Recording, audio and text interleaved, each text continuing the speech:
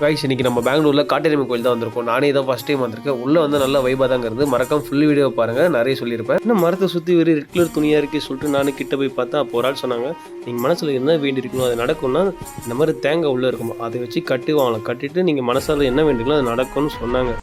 இவ்வளோ நேரம் இருக்கும்போது இவன் மட்டும் எப்படி மேலே ஏறி போனான்னு தெரியும். கோயில் நல்லா வைபாக இருக்குங்க, சூப்பராக இருந்த கோயில். இந்த செவுத்துல ஒரு காயின் மாதிரி ஒட்டினாங்க, அதை ஒட்டி ஏதோ பரிகாரம் பண்ணி முடிச்சுட்டு 2 செகண்ட்ல ஒருத்தன் வந்தான். கொண்டு வைப்பாராம், அவரே எடுப்பாராம், பழி எங்க மேல போடுவாராம். இது போல நான் எந்த கோயிலையுமே பார்த்தல, இதாங்க ஃபர்ஸ்ட் டைம் இந்த கோயிலில் பார்க்குறேன். என்னடி இது?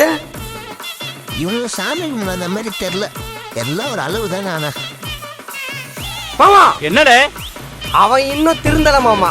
கைஸ் மறக்காம நீங்களும் இந்த கோயிலுக்கு வந்து விசிட் பண்ணி பாருங்க. ஒரு மாதிரி டிஃப்ரெண்ட் வைப் இருக்கு. கண்டிப்பா நீங்களும் விசிட் பண்ணீங்கன்னா உங்களுக்கே அந்த என்னன்னு புரியும்.